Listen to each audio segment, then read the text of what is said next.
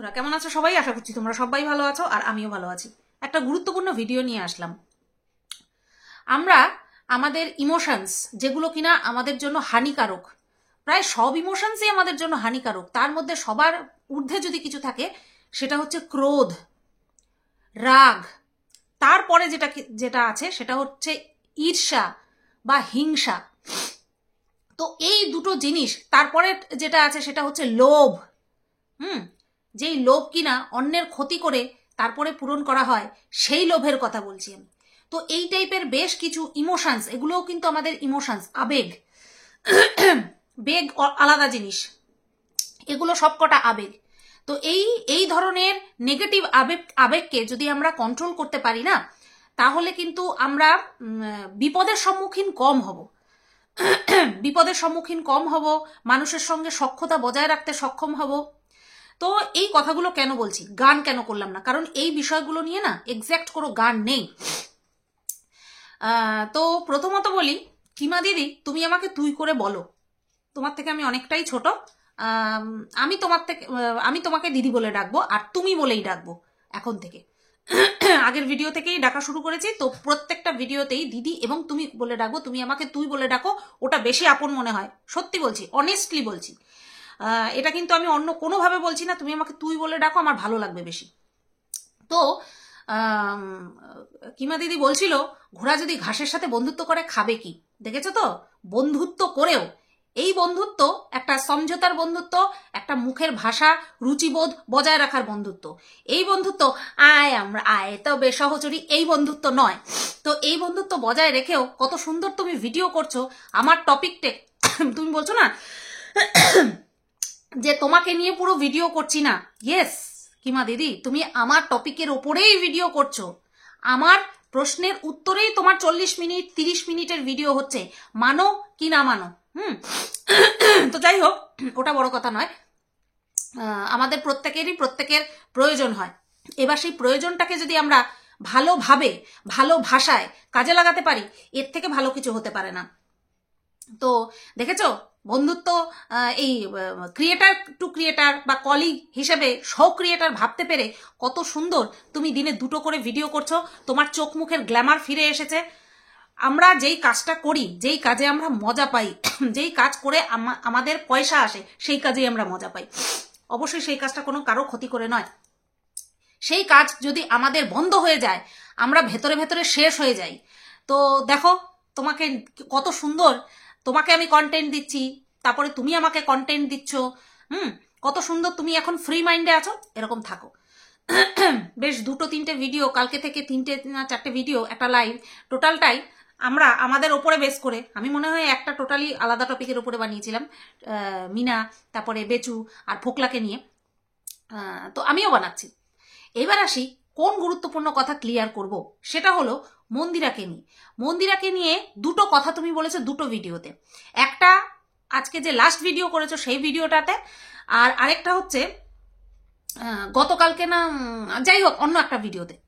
সেটা হলো, প্রথম কথাটা প্রথমে ক্লিয়ার করি, যে মন্দিরা নাকি অনেক বড় একটা ফাঁদ আমার জন্য পেতেছিল। ফাঁদ, ফয়চন্দ্রবিন্দু আকার দ, অনেক বড় একটা ফাঁদ পেতেছিল। এবং সেই ফাঁদটা কি, সেটা তুমি বলছো না, বাট বড় একটা ফাঁদ পেতেছিল। আমি শুনতে ইন্টারেস্টেড নই যে আমি বলবো বলো বলো বলো কি ফাঁদ পেতেছিল, না, আমি বিন্দুমাত্র শুনতে ইচ্ছুক নই। আসলে এই যে প্রথমে কথাগুলো বললাম, এটাই হচ্ছে এই টপিকটার উপরে অ্যাপ্লাই করব। সেটা হলো, আমরা আমাদের রাগ, ক্রোধ, এটাকে যদি কন্ট্রোল করতে পারি, বাগে আনতে পারি, তাহলে কিন্তু আমরা ভুল ভাল ডিসিশন নেওয়া থেকে নিজেদেরকে আটকাতে পারবো। যেরকমটা কিনা সোমনাথ আমাকে পোক করেছিল, আর আমি প্রভোক্ট হয়ে গিয়ে এমন কাজ করা শুরু করেছিলাম যেটা কিনা আমার উপরে ওরা একটা স্টেপ হিসেবে নিয়ে ফেলেছিল। তো এটা কি ছিল? আমার রাগ। আমি নিজেকে, আমার নিজের রাগ আমি সংবরণ করতে পারিনি, আর তার ফলস্বরূপ যতই ওরা এখন কেস তুলে নিক না কেন, ঝক্কিটা তো আমাকে পোহাতে হচ্ছে, তো এটা ছিল আমার রাগ সংবরণে আমি ব্যর্থ হয়েছিলাম, যার জন্য আজকে আমাকে খেসারত দিতে হচ্ছে। 100 বার আমি স্বীকার করি, খেসারত দিতে হচ্ছে। এবার মন্দিরাও কিন্তু আমার উপরে রাগবশত ঘৃণাবশত এই সমস্ত কিছু একত্রিত করে যেই ফাঁদে আমাকে ফেলতে চেয়েছিল সেই ফাঁদের কথা তোমাদেরকে বলেছিল। কিন্তু তুমি যে কথাটা বললে সেটা হজম হলো না, যে না আমরা ভেবেছিলাম, আমরা স্থির করেছিলাম যে আমরা যেটা করব আইনি পথে করব। কোনো মন্দিরার কথায় তোমরা সায় দাওনি, কারণ মন্দিরা হয়তো ইল্লিগাল কোনো কাজ বা ফাঁদ এর কথা বলেছিল, তাই তো? এইটুকু বোঝার মতন ক্ষমতা আমার আছে। তো যাই হোক, বিষয়টা হচ্ছে ওরা যেই কেসটা করেছিল আমার বিরুদ্ধে রানাঘাটে, সেটা কিন্তু তোমাদের কারোর সাহচর্যে নয়, তোমাদের কারোর সাহায্য নিয়ে নয়। তোমরা যেই বিষয়টা নিয়ে ওদেরকে আমার বিরুদ্ধে কাজে লাগাতে চেয়েছিলে সেটাও কিন্তু মিথ্যা অ্যালিগেশন ছিল। আর এটা আমার কোনো অনুমান করা কথা নয়, আমি কিছু শুনেছি যেখানে কিনা পুরো স্পষ্ট যে ওদেরকে ফোর্স করা হচ্ছিল।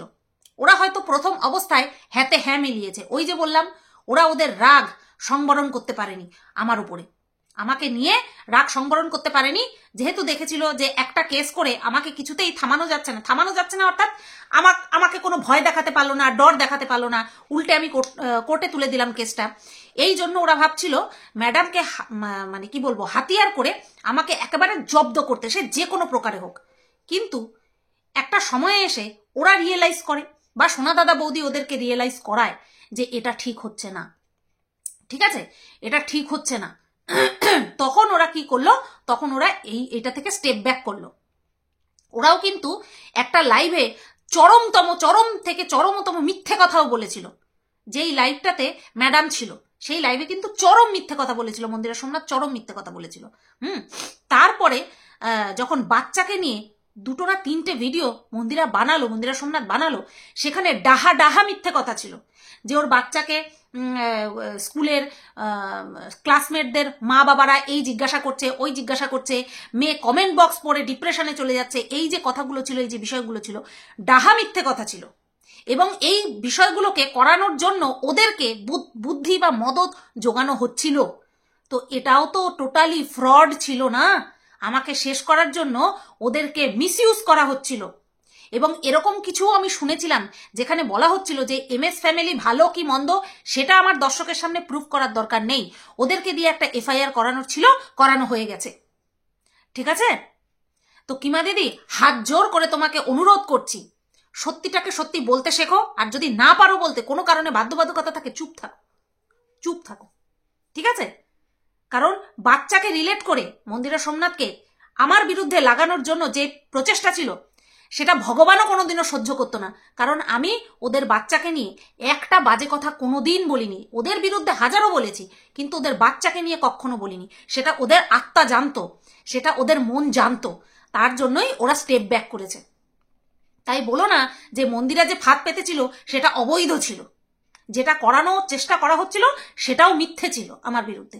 এটা ছিল প্রথম কথা মন্দিরা সোমনাথকে নিয়ে। এইবার তুমি যেদিন ওদের বাড়িতে গেছিলে সেদিন তোমার সাথে কেউ ছিল এবং তুমি তাকে হাজবেন্ড পরিচয় দিয়েছিলে।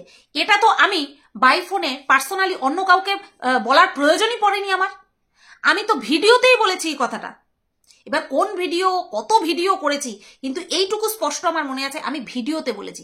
কাউকে আলাদা করে আমার যদি বলিও, কিন্তু আমি ভিডিওতে বলে দিয়েছিলাম যে তুমি কাকে নিয়ে গেছিলে ওদের বাড়িতে, কাকে নিজের হাজবেন্ড পরিচয় দিয়েছো। এবার তুমি বলছো যে আমি জানি যে মন্দিরা হলো একজন ব্লগার, তারপরেও আমি এত বড় ভুল করব কি করে। ফর ইওর কাইন্ড ইনফরমেশন কিমা দিদি, তারাপীঠেও তুমি কিন্তু একজন ব্লগারের সাথেই ছিলে এবং সেখানেও তোমার সাথে কেউ ছিল।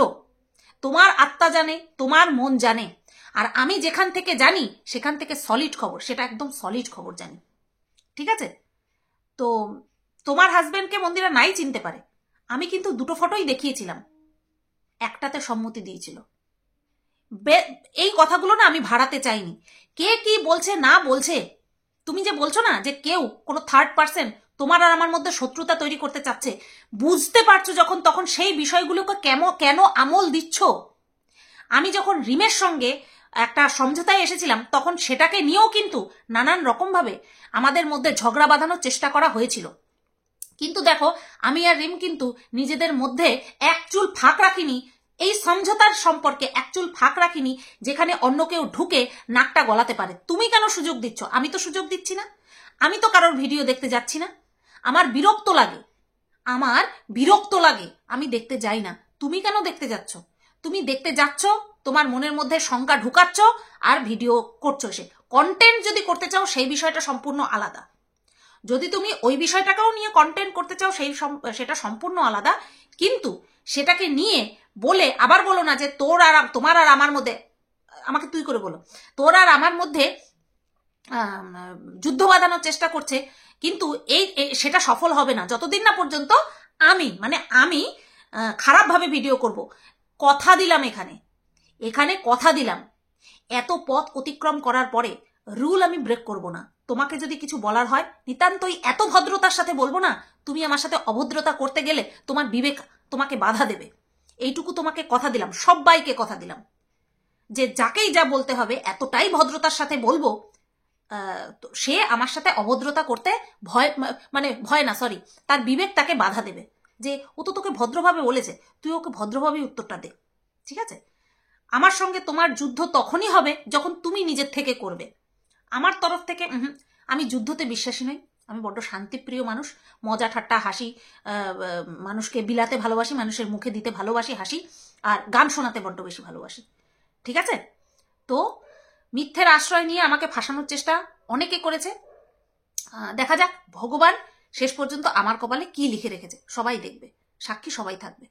সবাই তোমরা ভালো থেকো, সুস্থ থেকো। ভিডিওটা কেমন লাগলো অবশ্যই কমেন্ট করে জানিও। Tata, good night.